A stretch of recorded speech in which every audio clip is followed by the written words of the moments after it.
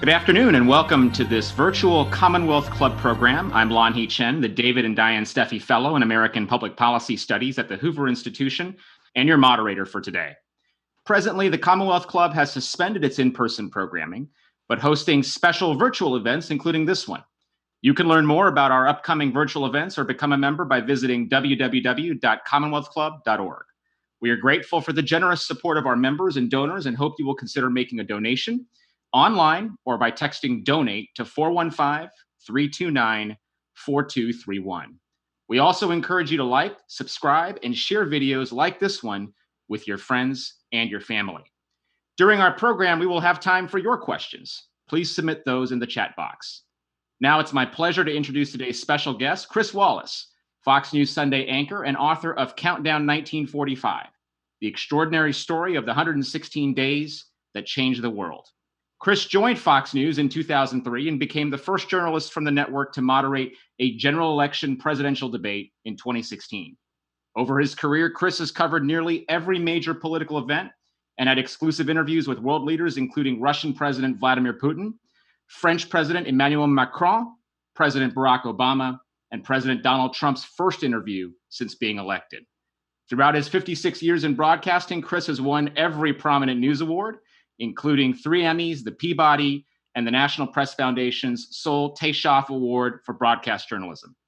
Prior to joining Fox News, Chris spent 14 years at ABC News and also worked at NBC, where he moderated Meet the Press. Please join me in welcoming Chris Wallace. Chris, over to you for some introductory remarks about your book.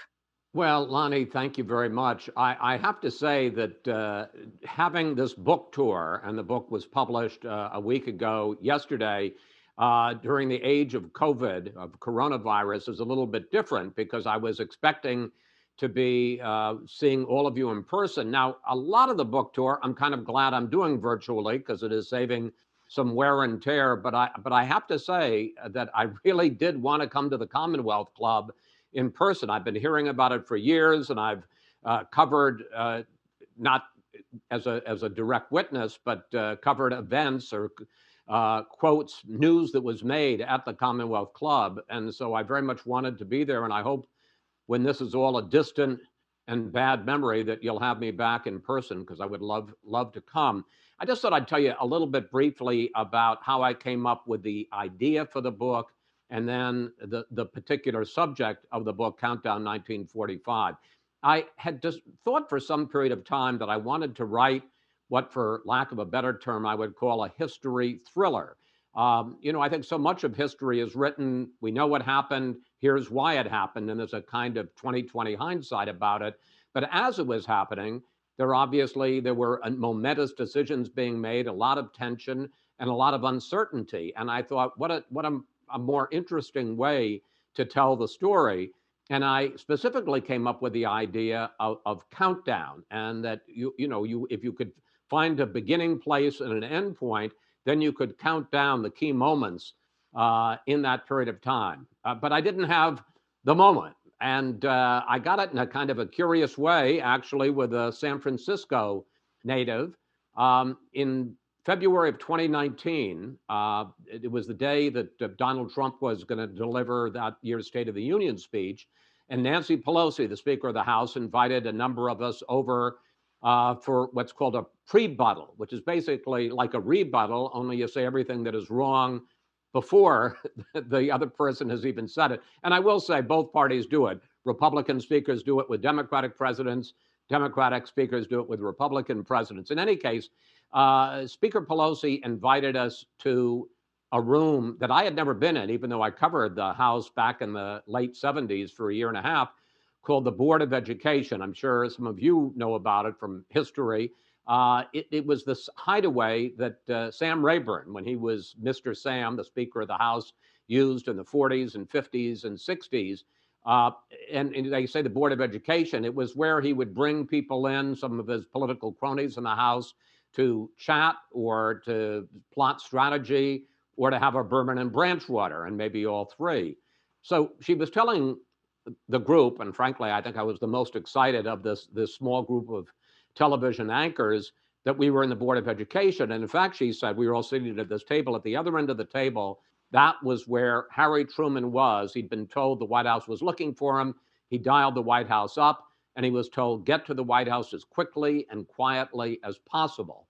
And I suddenly thought, and then he hung up the phone and he said, Jesus Christ and General Jackson, which I thought was a kind of curious exclamation. And I suddenly thought, I've got my moment. I didn't know then, but the 116 days from when Truman becomes president to when the bomb is dropped on Hiroshima.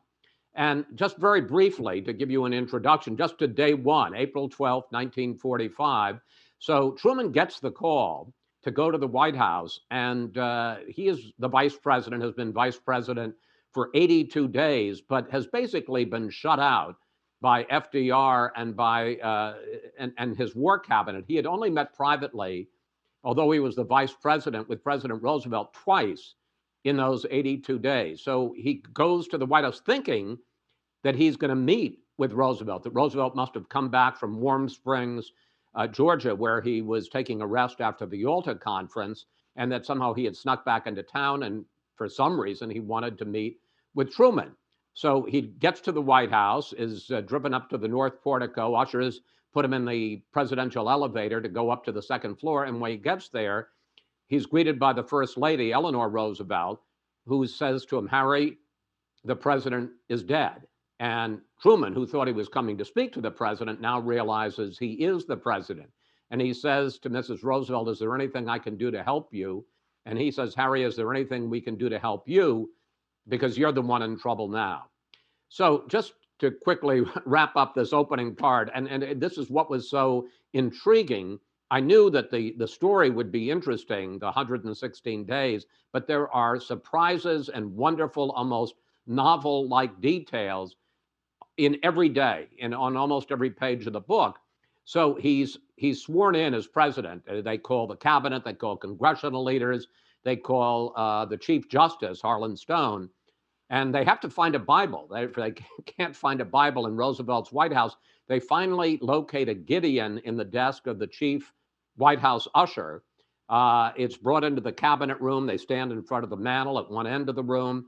And Harlan Stone says, do you, Harry Ship Truman, thinking that the S in Truman stands for Ship, which was a paternal family name. But of course, as I'm sure many of you know, the S actually stood for nothing. So Truman corrects him and says, I, Harry S. Truman. And they do the oath. And then Stone realizes that as he was doing the oath, Truman was holding the Bible in his left hand and he had his right hand on top of the Bible. So now he has to do it all over again, putting his hand up so he can swear and take the oath. Well, anyway, that happens. He tells his cabinet he wants them all to stay on. He says, I want your unvarnished advice until I make a decision, and then I want your complete loyalty and support. And everybody starts to leave, except for Henry Stimson, the 77-year-old Secretary of War. He had served 5 presidents. Truman would be his 6th. And Stimson takes him into a private room and says, I have something very important to tell you. And he says, I need to tell you about a massive project, a top secret project to create the most powerful weapon in history. And that is literally the first that Harry Truman learned about the existence of the Manhattan Project and to build an atom bomb. Well, that's all that Stimson tells him. He says, I'm gonna leave. I want you to settle in. I'll brief you on this project. And, Truman doesn't make too much of it because he's so overwhelmed. He's now the president. He's now the commander-in-chief of the U.S. War efforts to defeat the Nazis in Europe and the Japanese in the Pacific. And this is just one more boulder on his back. So he goes home and says, I figured the best thing I could do is get a good night's sleep and come back and face the music. And with that, Lanhee, I'm yours. I think one of the remarkable things about the book is it does read like a thriller. And beyond that, you do get this tapestry of people that's sort of woven together really beautifully. I want to start by asking about Harry Truman, because he's one of the figures obviously at the center of this. And, Truman remarks at one point, or he remarks at one point in the book, I was just a county judge 10 years ago. And now all of a sudden he's thrust into being the leader of of the United States, and with the incredible responsibility he learns about with this atomic bomb project. So, did you get a sense in researching the book or thinking about the book, what prepared Truman to step into these shoes? I mean, these massive shoes, FDR, in such a critical time in American history. Well, in a sense, he wasn't prepared. You know, there's a famous title, nickname that Truman has had over the years, the accidental president. He got on the ticket in 1944, the summer of 44, the Democratic Convention, because the Democratic Party elders, the power brokers, thought that Henry Wallace, who was the current vice president, was too far to the left. And a lot of them were worried that that Roosevelt was not going to survive a fourth term, and clearly he didn't get through more than 3 months of it, and that whoever the vice president was would be the president. They didn't bring this up with Roosevelt, who thought he was going to live through the war and for a good time thereafter. But they wanted to get Wallace out and put somebody else in, and the basic reason they chose Truman, they said, was because they thought he would hurt the ticket the least. Truman, in fact, went to the convention in Chicago planning to nominate Jimmy Burns, who had been a senator, who had been a Supreme Court justice, now was handling the Office of War Mobilization, to nominate him for vice president. But the party really forced it on Truman, and he stepped into the job. And, you know, I mean, I think you can say his just his inherent common sense and ability. He had, you know, he wasn't a neophyte. He had been a county judge in the western part of Jackson County in Missouri for years, and he'd served 10 years in the Senate. So he wasn't totally unprepared, but I don't think anybody thought, well, he's ready to step into the job right now. But he did, and he was famously decisive. In fact, one of the things that everybody noticed within the first 10 days, he had put his mark on the presidency. When they had cabinet meetings, Roosevelt used to regale the cabinet with long stories, and not much got done. And as Henry Wallace said, not totally flatteringly, Wallace stayed on in the cabinet after he was ousted as vice president. He stayed on as Roosevelt's Secretary of Commerce, and he said, you know, I think sometimes he's got a decision before he's got a thought. So but he had no problems making decisions. Do you get the sense that that the relationship between Truman and the other appointees, who, as you know, were pretty much all FDR appointees, did it remain pretty good throughout the course of this? In other words, those appointees had to have been shocked by FDR's passing. And after that initial transition period, did you get the sense that the cabinet and Truman worked together quite well?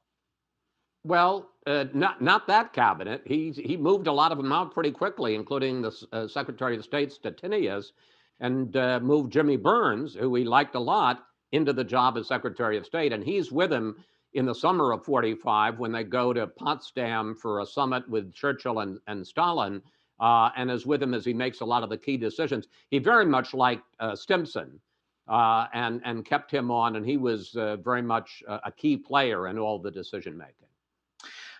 Early on in the book, you introduce the character of Dr. Oppenheimer, who obviously is key to this as well, because he's sort of the scientific lead in New Mexico who's looking after a lot of this. And you also introduce General Groves, a military person who is largely responsible for the project. I wanted to ask a little bit about the civil-military relationship, because it's been in the news recently with everything that's gone on with President Trump. But I'm kind of curious to get your take on what enabled that relationship. It's a very interesting relationship between the two of them, because they, at least from my reading of it, don't seem anything alike. No, and they weren't. Oppenheimer was an absolutely brilliant physicist. He knew a half dozen languages. He learned Sanskrit so he could read in the original language a Hindu devotional poem, the Bhagavad Gita. And the thing that was surprising, everybody knew he was brilliant, but nobody knew whether he could administer at all. And in fact, there was great doubt about that. In fact, he became a very good administrator and really ran the scientific laboratories at Los Alamos. He was the scientific director of the Manhattan Project and very good at it. uh, General Groves was a bulldozer of a man, big, burly, and had that kind of a personality. His big project immediately before the Manhattan Project was he had been behind building the Pentagon, which was by far the biggest building in the world at that time, and he had gotten it through in short order, a lot through the aggressiveness of his power. He says in one quote in the book, he says that, I know I'm intimidating and I use that to my advantage. And so now you get to the two of them.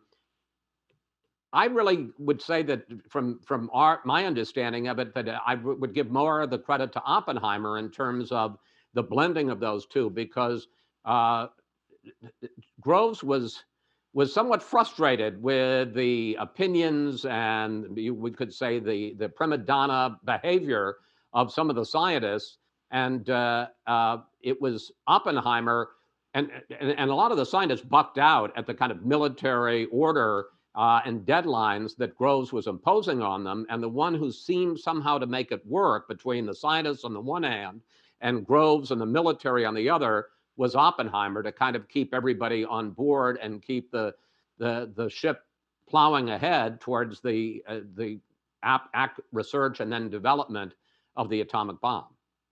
Another interesting character and an interesting relationship that I found was between William Lawrence, who was a reporter for the New York Times, who essentially was given the opportunity to cover this whole thing. He was embedded with the Manhattan Project, went all over, spent time in all the different facilities, and eventually went over to witness and to see the dropping of the atomic bomb. It's really interesting because he's working so closely. You see this very close relationship between a member of the media and government officials, and it's a relationship that seems almost impossible in this day and age. And so I guess I'm wondering how much of this relationship between William Lawrence's ability to cover these events had to do with just the enormity and gravity of the time and the situation versus just, in your opinion, a change in the relationship between the media and those in government. Well, it's a very good question. I would say, let me give you kind of my macro view. And it was one of the delights of researching and then writing Countdown 1945 is the times and the atmosphere was so different from what we see today. I've done a bunch of interviews for this book, and I said one of my favorite things is that there's not a word about Donald Trump in this book, which is not to either praise or denigrate the president, but this was for somebody who covers 2020 politics all the time in the age of Trump, to kind of take a trip and immerse yourself in what was going on in 1945. One of the things you have to say about the Manhattan Project at the beginning, Roosevelt started it in 1942. By the end, there were 125,000 Americans involved in it, from Oak Ridge, Tennessee, to Los Alamos, to Hanford, Washington, to the 509th Composite Air Group in Wendover, Utah. And for 2+ years, 125,000 people, $2 billion, which was real money back in the mid 40s. Not a word leaked. I mean, the fact that the vice president learns about it after he's sworn in as president, and that's the first word he gets. And the reason it becomes clear as you're researching this book is because everybody is on the same side. There is a unity. There is a sense of the country pulling together, obviously, to win the war, both in Europe and then the Pacific, and not to do anything that would get in the way of that. And, one of the things I thought when I realized 125,000 people worked on it and nobody blew the whistle is if you had 125,000 people working on a secret project today to bake apple pie, I think by day 2, somebody would tweet, "This is outrageous, and I'm going to be a whistleblower because something is going on." That seems not to have occurred to anyone back then. Now the story about William Lawrence. So General Groves decides late in the project, the Manhattan Project, this is a great story, and we're going to want it told right. And by right, he didn't mean, told our way, that we need it chronicled. And so he goes to the New York Times and to the editor, remember, this is an American general, and says, I want William Lawrence, who was a very distinguished science reporter. He'd won a Pulitzer Prize in the late 30s at the Times. I would like him to come get off the grid. He won't work for the Times. He's going to be with us for as long as it takes. And he will get, the greatest story in the world, but he's not going to be able to say a word of it until after the story becomes public. But then he can report everything that he has found. And they also brought Lawrence in, and Lawrence, it's not like the divide between the media and government was not present, but it wasn't nearly as big a divide as it was. And ultimately, I think when he was told it was a great story, and he didn't know, neither he nor the editor knew what the story was, he signed on. And one of the things that Groves liked about him, and then all the scientists in Los Alamos liked about him, is he had a remarkable ability to put complicated scientific theories and technology into very comprehensible sentences and articles. And he was there for all of it. He was there in Los Alamos. He was there on July 16th, 45, when they test the bomb for the first and only time in Alamogordo. And he writes at that time, it doesn't end up appearing in print until after Hiroshima, he introduces the phrase, the atomic age. He comes up with that phrase. And then he goes to Tinian Island. He's there with the flight crew as they prepare for the Hiroshima mission. He wasn't able to go on the flight because it was the first mission and they just wanted to have the bare bones crew of 12 people. But he did go on the second flight, the Nagasaki mission, 3 days later, August 9th. Interestingly enough, you talk about the divide. Some years later, and he won a Pulitzer Prize for his coverage of Hiroshima as well. Some years later, a group of reporters had decided that there was something tainted about Lawrence's work because he had been working for the government. He was on the government's payroll, and they said that he was basically writing press releases. So they went to the Times and they went to Lawrence and they demanded he give back his Pulitzer Prize, and they refused. Well, there are interesting parallels that people will draw between the New York Times of not parallels, but contrast perhaps between the New York Times of then and the New York Times of today. I wanted to pick up on something you noted there, which was this idea that we were really embarking with this project, the Manhattan Project, on a new age, a new kind of warfare. And at one point you talk about, there's a chapter devoted to, or many pieces of the book devoted to Churchill and Stalin and Truman and their interactions in Potsdam. And in particular, the relationship, I want to get into the Churchill-Truman relationship. I think that's really interesting. But initially, Truman's trying to figure out how to tell Stalin about the fact that they've got this bomb, the U.S. has this bomb. And talk a little bit about how that goes over, the conversation between Truman and Stalin, and then more broadly, whether you think that we launched an arms race maybe by developing this weapon and dropping it in Hiroshima and Nagasaki. Would it have made a difference if the bomb hadn't been dropped? Would we still have had an arms race given what those relationships were like at the time?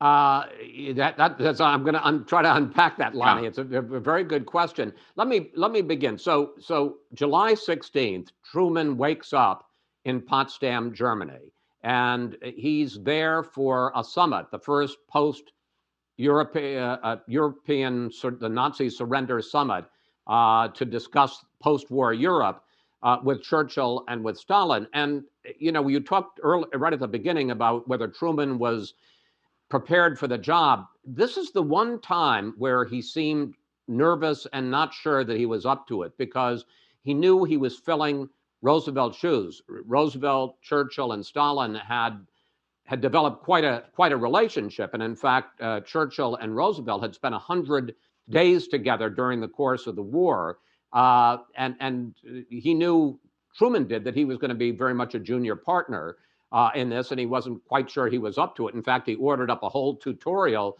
because he wasn't that familiar with a lot of the subjects that potentially could come up in this summit.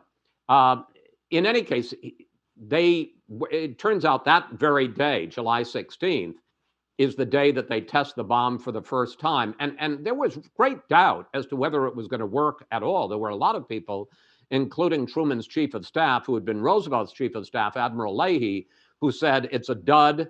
It's the silliest damn thing we've ever done, and it'll never work. Well, late that night, about 8, 9 o'clock at night, Truman gets word. Potsdam was 8 hours ahead of Alamogordo, New Mexico, gets word, in fact, that the bomb has worked. And so he's no longer the junior partner in this new big three. He's the one who's got the most clout because he's got control of the atom bomb. So one of the big issues that Churchill and Truman discussed, because Churchill had been a partner with Roosevelt from the very beginning. And in fact, he kind of urged in the early 40s, urged Roosevelt to begin the Manhattan Project. So he was along for all of that. But Stalin had never been told about it. And finally, the bomb has been dropped, it works, and Churchill and Truman are discussing, well, do we tell Stalin or not? They decide they have to tell him because if they leave, and then it's used in Hiroshima, that he's going to feel, supposedly the three of them are allies, that, you know, what's the relationship there? So they decide they have to tell him, but Churchill says, don't tell him too much and wait till the meeting's just about to break up. So finally, in late July, they agree, today's the day that Truman is going to tell Stalin. So at the end of a meeting, and all of the Potsdam meetings were held in what was called the Sicilianoff Palace in Potsdam, which was a suburb of Berlin. Truman, at the end of the session, comes over to Stalin, and he doesn't even bring his own translator. It's just Stalin and Truman and Stalin's translator. And they're talking, and Truman says, I just want you to know that we have developed the most powerful weapon ever. And Stalin turns to him and says, well, I hope you'll put good use to it with the Japanese. And he leaves. And Truman is dumbfounded. What, you know, not a question, not a, tell me about it. How long have you been working on this? And Churchill, who is not in that group, but is sort of sees what's going on, the three of them together, and is, I think, also shocked that it was such a brief conversation, comes over and says, what happened? And he says, well, I told him, and he said that, and he left. Well, the answer is that Stalin was interested. He just wasn't surprised because, in fact, there was a Russian spy named Klaus Fuchs who had penetrated. He was another German emigre.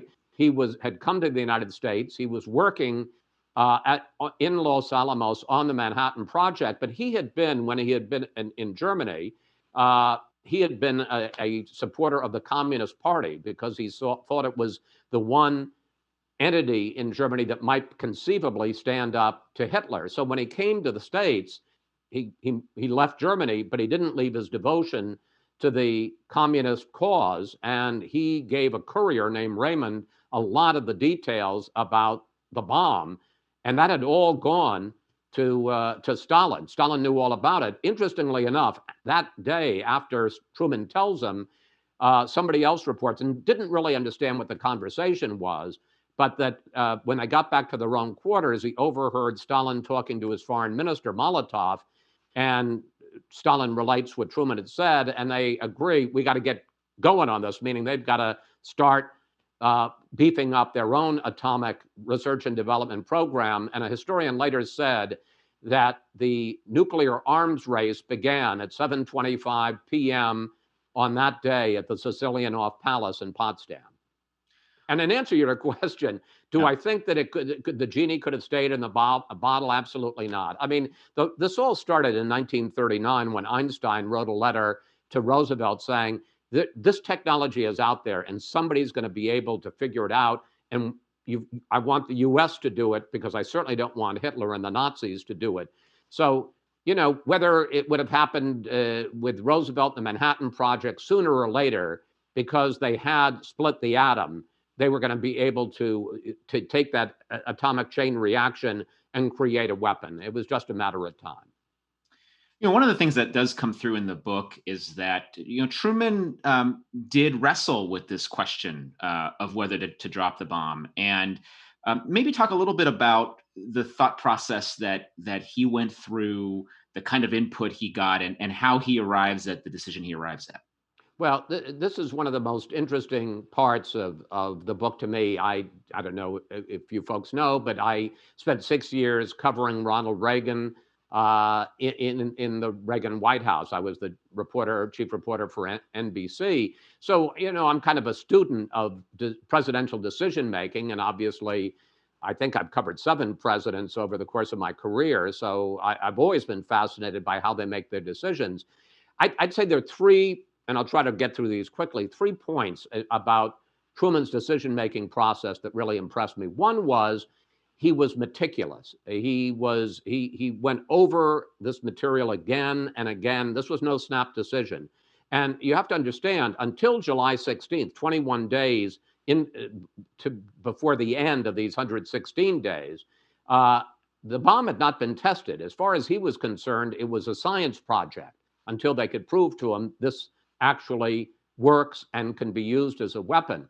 So a lot of the early conversations, as he sat down with Stimson and General of the Army, George Marshall, and all the other members of his war cabinet, was an invasion of Japan. And the estimate that they got was, if you invade Japan, this is now the late spring and summer of 45, the war will go on until November of 46, and we project there will be 1 million Japanese casualties and 500,000 American casualties, because the Japanese were only fighting more fiercely and were absolutely refusing to surrender as they got closer and closer to the Japanese homeland. So this wasn't drop the bomb or do nothing. This was drop the bomb or invade. And as it turns out, I think it was true that an invasion of Japan would have been even bloodier. So that's point one.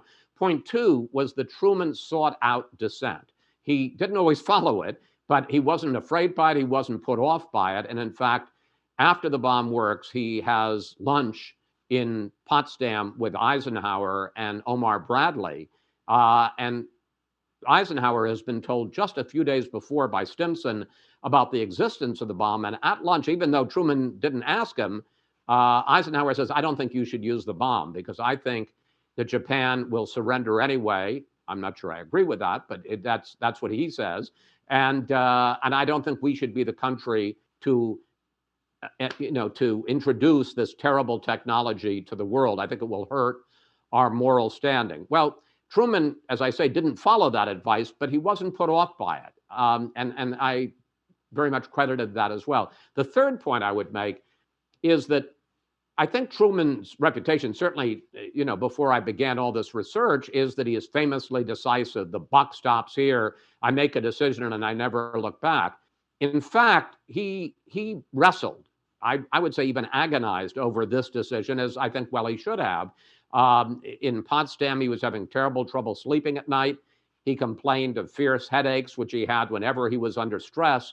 And, one of the joys of writing history, as opposed to covering current events as a reporter, is that I had access. One of the first things I did was went to the Truman Library and spent some time there and got access to his diaries. And he was a great letter writer to his mother and his sister and his wife, Bess.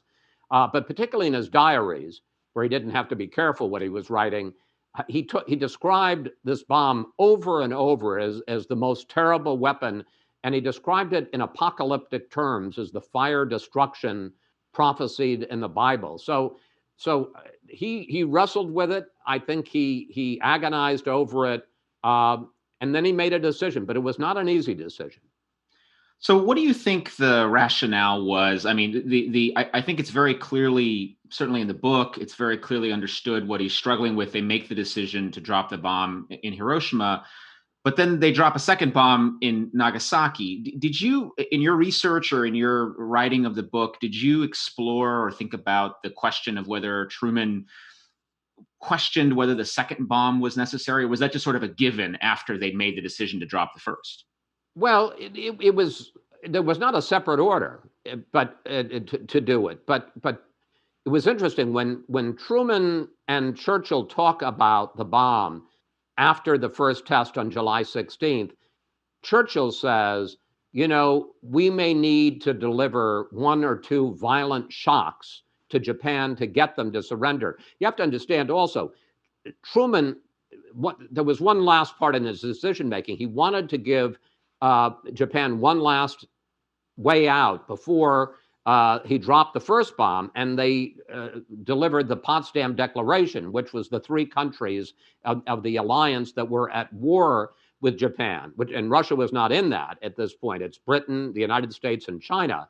And in that, they said, made all kinds of threatening remarks. They obviously didn't say anything about the bomb, but talked about the utter destruction of Japan unless you give unconditional surrender. And the Japanese completely dismissed it. They didn't even give a formal rejection. The Japanese government said we have to makusatsu it, which meant to kill it with silence, basically ignore it. So they dropped the bomb on Hiroshima, and then Truman comes out. He's on a boat at that point, the USS Augusta, in the middle of the Atlantic, coming back from Germany. And he makes a statement, a newsreel statement from his stateroom, basically saying, you know, we can do this again, and we'll do this again. And there is silence from the Japanese for 3 days. And it is on August 9th that they drop the second bomb. And you know, what I take out of that, Lanhee, is that, you know, people say, well, you know, we didn't have to drop the bomb because they would have surrendered anyway. We did drop the bomb, and they didn't surrender. And then we dropped a second bomb, and they didn't surrender again. The military government in Tokyo still wanted to keep fighting. And it was only the Emperor Hirohito who goes over the Japanese government and decides to deliver a radio address. And it was the first time almost any Japanese person had heard the voice of the emperor, and he's the one who unilaterally says, enough, we have to surrender. But if it hadn't been for him, the Japanese would have fought on not after one, but after two nuclear explosions. You know, the other, you talked about some of not the turmoil, but what Truman went through as he was making his decision. The other piece of kind of emotional challenge that's really interesting for me in the book are these conflicting emotions of the airmen and the military folks who are involved in dropping the bomb. For example, the crew of the Enola Gay, a few of them expressed these emotions, the joy of success and the likely end of the war, coupled with this terror maybe of what had been unleashed. And in fact, one of the individuals, you'll recall who was, says basically, my God, what have we done? Can you talk a little bit about those emotions and how those work their way through and what you see out of that? Well, I'm going to push back a little bit on this. The first issue was, I mean, this could be a movie all by itself, is the jockeying for position among all the flight crews. The 509th Composite Group wasn't just one crew and one plane. There were, in fact, 7 planes, 7 B-29 Superfortress planes that were on this mission, scouting the weather, taking measurements, photographing the explosion, a backup plane on Iwo Jima. And everybody wanted to be part of the mission, and everybody really wanted to be on the plane. They didn't know, the vast majority of them. A few did, but most of them did not know that it was an atomic bomb. They just knew it was some new weapon that they were told might be able to end the war. But everybody wanted to be on that mission. And in fact, there was a tremendous conflict between Paul Tibbets, who was the commander, and the other hotshot pilot in this 509th was a fellow named Robert Lewis. And Lewis thought he was the best pilot in the group and that he was going to fly. And in fact, at one point, Tibbets says to him, look, Robert, you don't need to worry about it. You're going to be on the mission. And Robert assumes that means he's going to be the lead pilot. In fact, he's not. It just means he's going to be the co-pilot, because Tibbets, who is the commander, was always going to be the lead pilot. And in fact, they even get into a fight at the end, because they end up using Robert Lewis's plane, and a lot of them had fancy names. His plane just had the number 82 on it. And just before the mission, Tibbets says, I want you to paint to somebody else, you know, one of the ground crew, I want you to paint the name Enola Gay on the plane. And that was his mother's name, Enola Gay, who had always supported him. His father didn't want him to be a pilot. His mother always said, you're going to be a pilot, everything's going to work out okay, and you're going to make our family proud. And when Lewis saw that, he came back and said, what the hell is that name doing on my plane? And Tibbets says, it's my mother's name. Have you got a problem with that? And even Robert Lewis had to sit back. Now, here's where I would push back on you, Lonnie, respectfully. So they go on the flight, and William Lawrence, the New York Times pilot, isn't going to be on the flight. So he says to Robert Lewis, who's quite unhappy being in the co-pilot seat, I'm going to give you a log, just write down notations of everything so I can have it for the historical record. So when the plane drops the bomb, and there was this is part of the drama and sort of the thriller of this book, Countdown 1945, is they had no idea, because it had never been dropped out of a plane, whether or not the shock waves are going to knock them right out of the sky afterwards. So as soon as they drop the bomb, they take a steep 180-degree turn and a dive to get away from the explosion as fast as possible. And once they get away, and the only one who actually sees the explosion in real time is the tail gunner, because of course the plane is headed away from it, who was a fellow named Bob Caron, who used to wear, out of uniform, he used to wear a Brooklyn Dodgers cap for good luck whenever he was on a mission. In any case, they finally, Tibbets turns the plane around after and when the shockwaves came, incidentally, and he could see these concentric rings of the shockwave coming towards the plane. And when it hit the plane, somebody described it as a giant with a big pole beating on the plane. I mean, it really knocked the heck out of them, but it didn't damage the plane. Now Tibbets turns it around, and at that point, Lewis writes in his log, "My God, what have we done?" But ever afterwards, he was asked, did you have second thoughts about that? And he said no. And in fact, interestingly enough, not a single member of the crew ever, at least publicly, expressed second thoughts about it. They all said it was a way to end the war. Tibbets said, war is hell, people die. To apply some morality when it comes to life and death in a war, you want to beat the enemy and end the fighting. None of them expressed any doubts. The scientists did, but not the military men. We were getting a couple questions from our audience, and one was, I thought was interesting, was if you could go back and ask President Truman anything, one question during this period, what would that have been?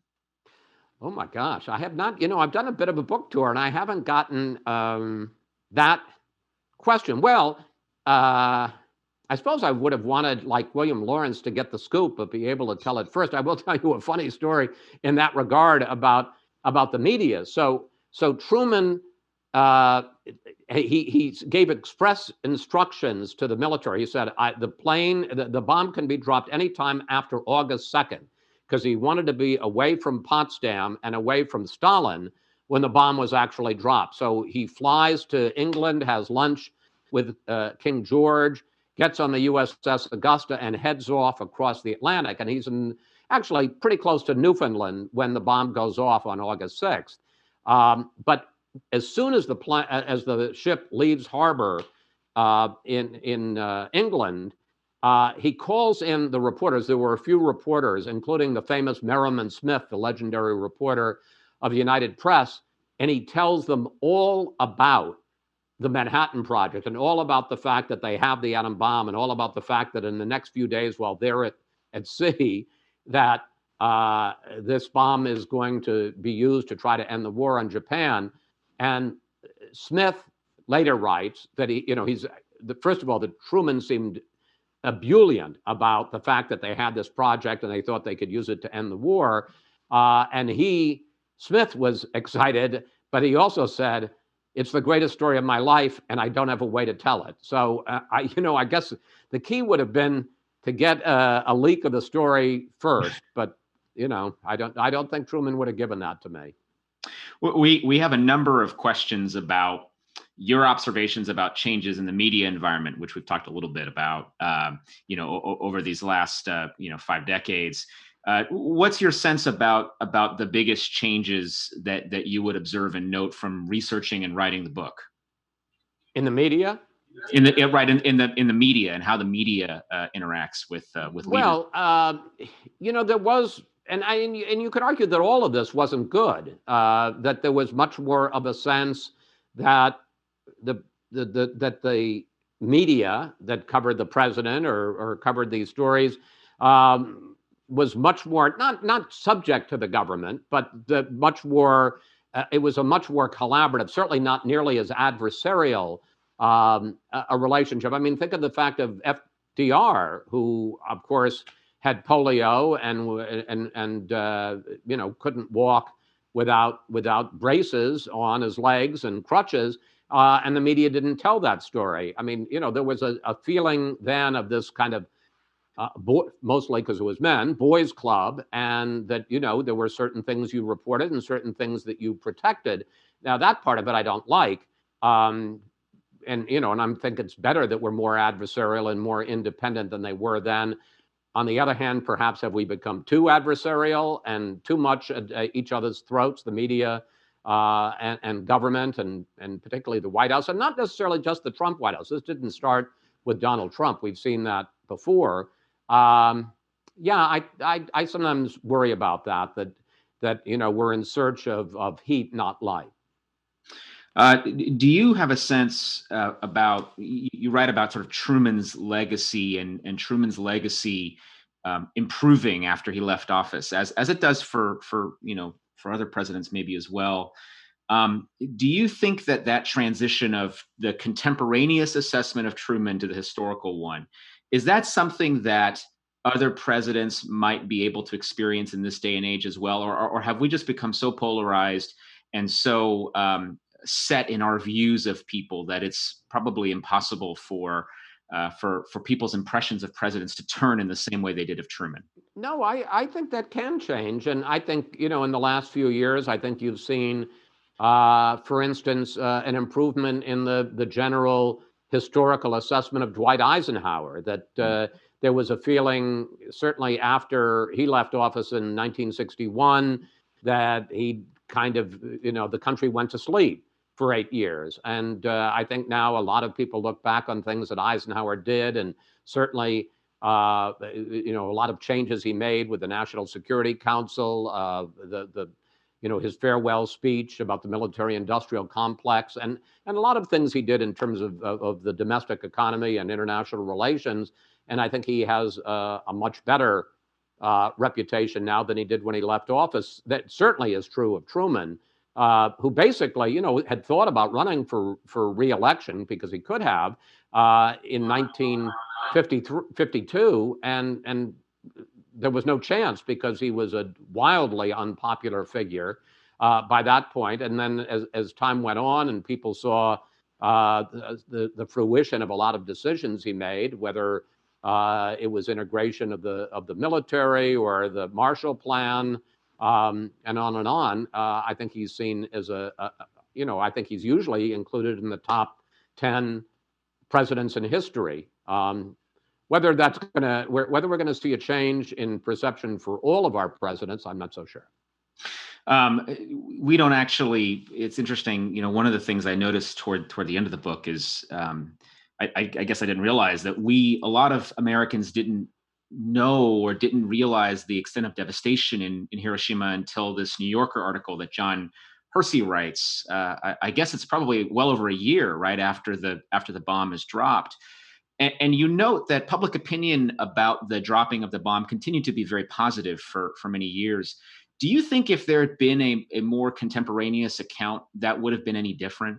That the public would have felt differently about that decision? Well, let me put it this way. They thought so. And one of the things that I talk about in the book is that there was a very sophisticated public relations campaign by the U.S. government to shape opinion about Hiroshima. So after the war, and obviously the William Lawrence articles, when they all came out, it was all about this amazing discovery, this technological breakthrough in the military and the scientific community. And the Pentagon put out a number of stories itself about the history of the Manhattan Project and the extraordinary accomplishments of the Manhattan Project. The good side was told in great depth. What wasn't told and what was hidden from the American people was the devastation on the ground.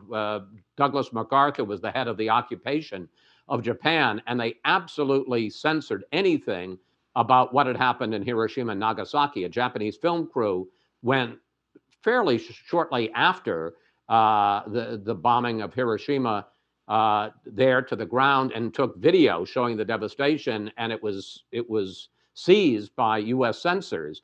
And it was, as you say, a year later that William Shawn, the legendary editor of the New Yorker, thought there's a hell of a story here, and he commissioned a war correspondent named John Hersey to go. And Hersey, to give you a sense of what he had to do, he didn't come in the normal way through Japan. He came in through China and Manchuria, and sneaks into Japan the other way, and gets to Hiroshima and spends weeks on the ground there. And then he doesn't write a word, which would have to go through censors. He flies back to the United States, to New York, and then he writes this 30,000 word article, and it's the entire New Yorker issue. I believe it's in the summer of '46.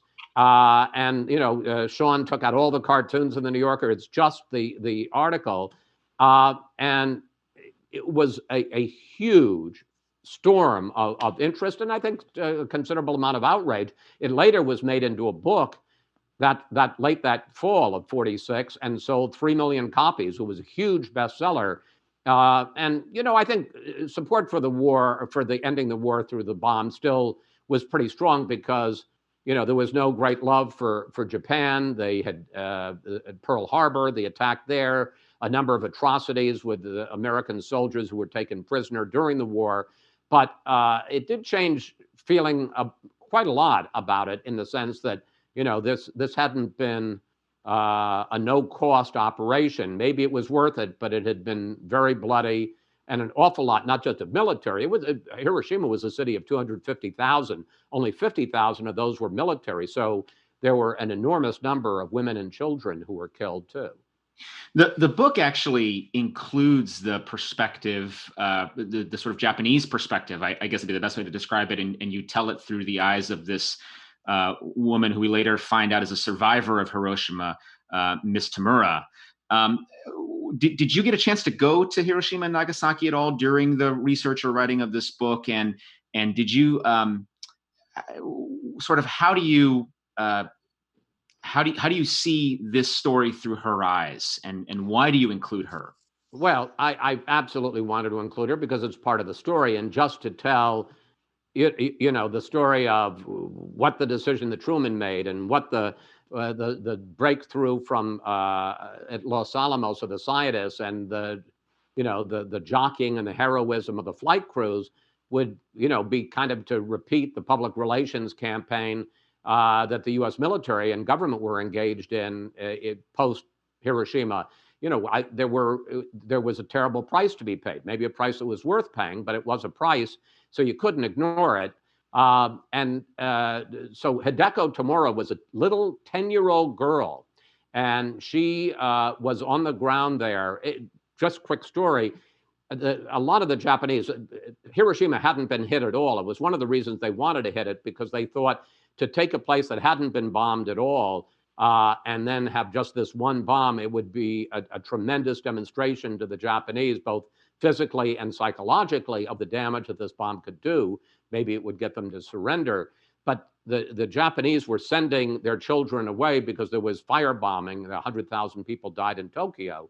And so she was sent, Hideko, to what was supposed to be a school out in the countryside, about 65 miles out of Hiroshima.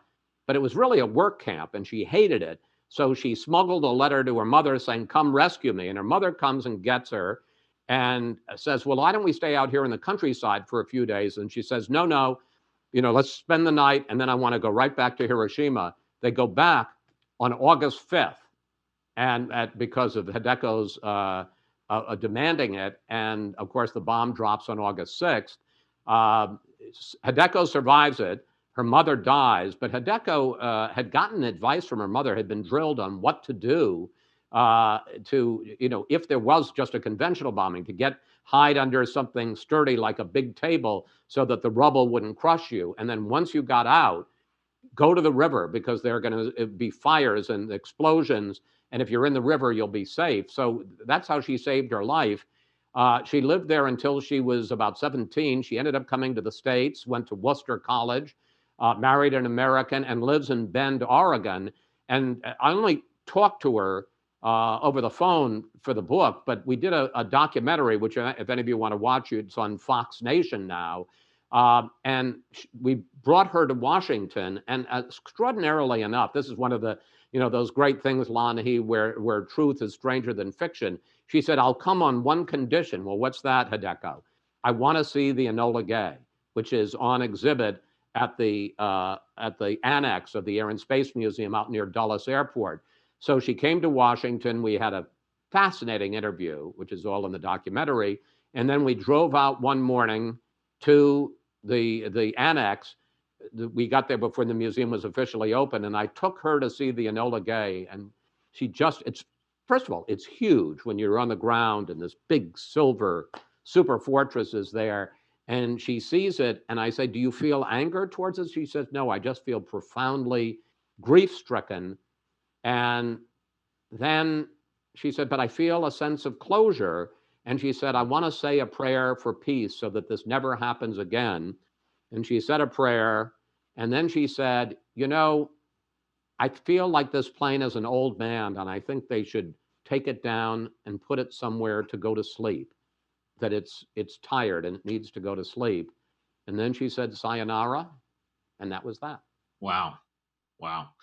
Do you ever see an end to this nuclear age? I mean, we're at a time now where obviously North Korea does what it does. We have China and India, two nuclear powers who are seemingly at each other's throats. You have the possibility of capacity in Iran.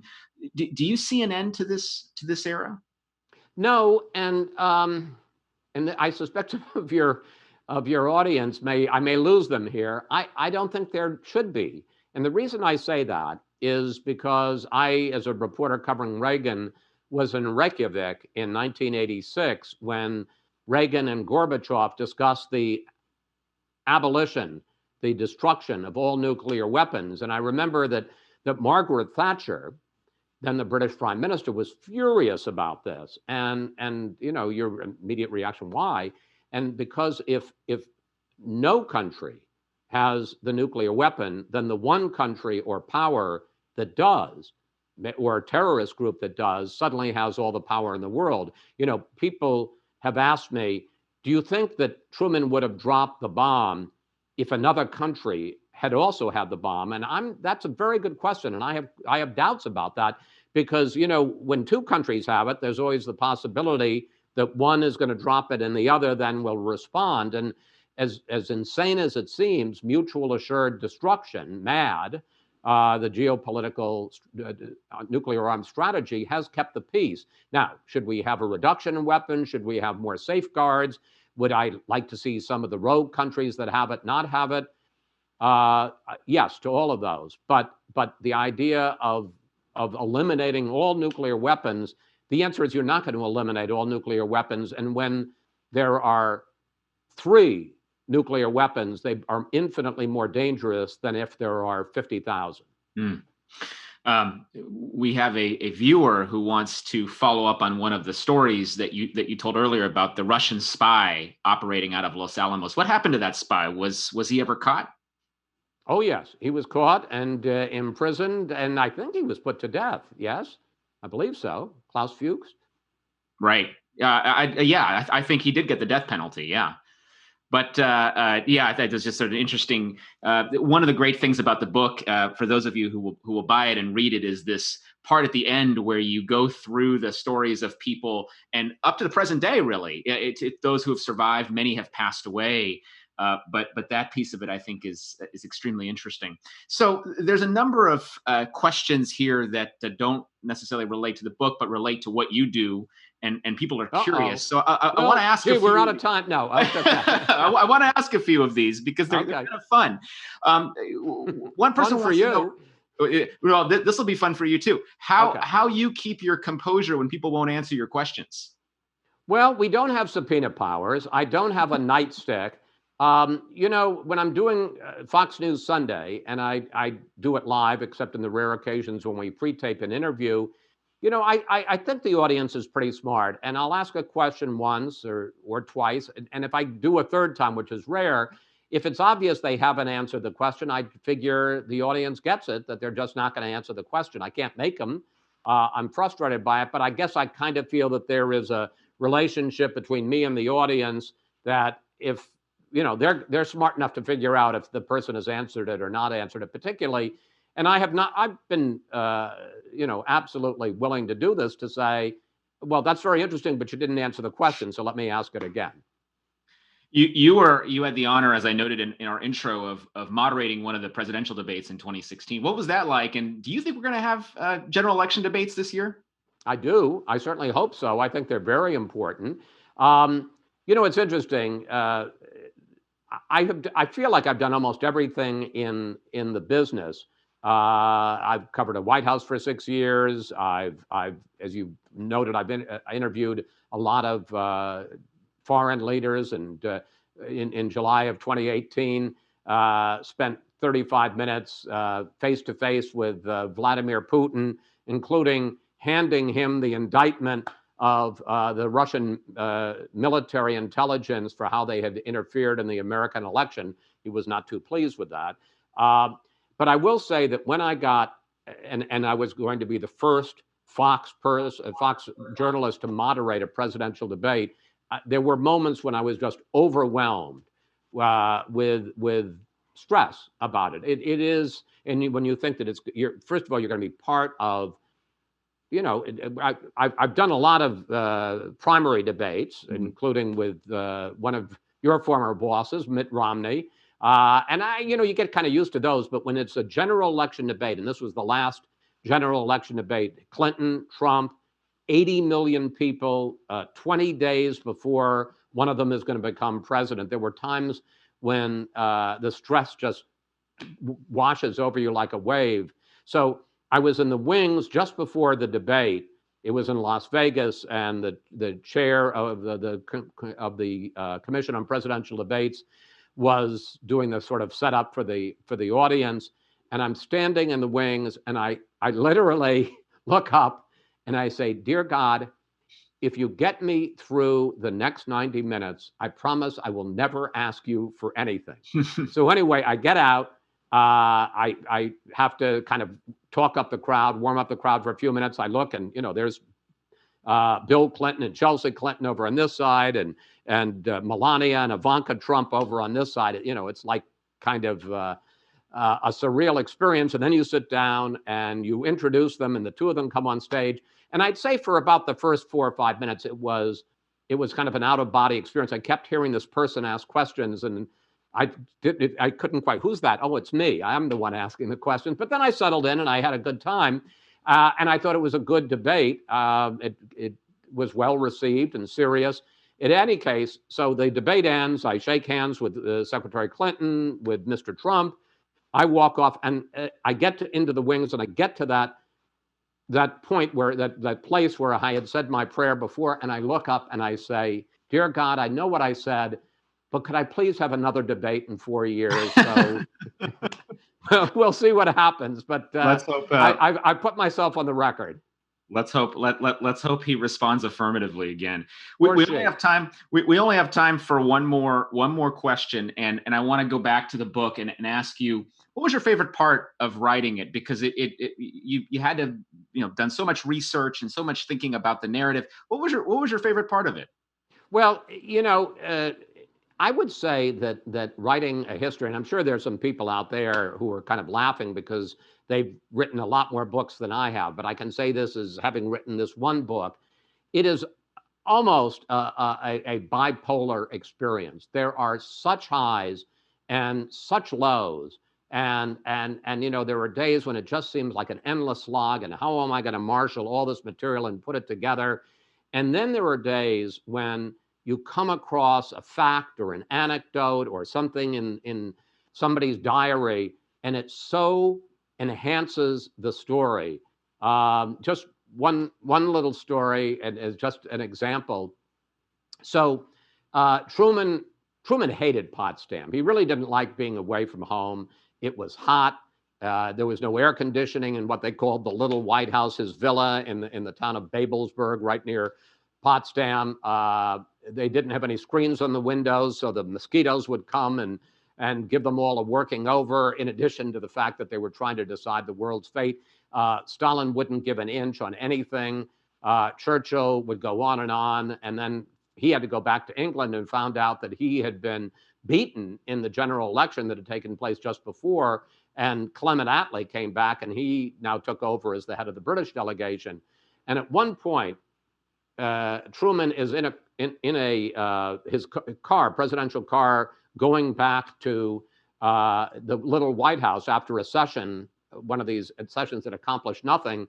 And a colonel, maybe I'm trying to remember whether it's a colonel or lieutenant, but anyway, a military officer comes, gets in the car, and says, and there's nobody riding with him, so it's just the two of them in the car, and then people in the front seat of this limousine. And he says, Mr. President, I know you're here alone, and if there's anything I can do, if there's anybody, I could fix you. And Truman gets what he's saying, and he says, stop right there. I love my wife. I have no interest in any of that, and never say anything like that to me again. And they ride back to the little White House in silence. Now, that's not the most important story in the book, but it's those little humanizing nuggets that you just, as you're writing this book, you just think it gives you a feeling of what it was like to be there and what was in Truman's mind and who he was. And that's the joy of it. Well, thanks, Chris. This has been a lot of fun, and I'd encourage everyone out there to order your copy of Countdown 1945, The Extraordinary Story of the 116 Days That Changed the World. Thank you, Chris, for your time, for answering these questions. Also want to express our appreciation to all of our viewers joining us online. The club has a wide range of virtual programs coming up, so please visit the website for more information. I'm Lan Hee Chen, and this virtual program of the Commonwealth Club is adjourned.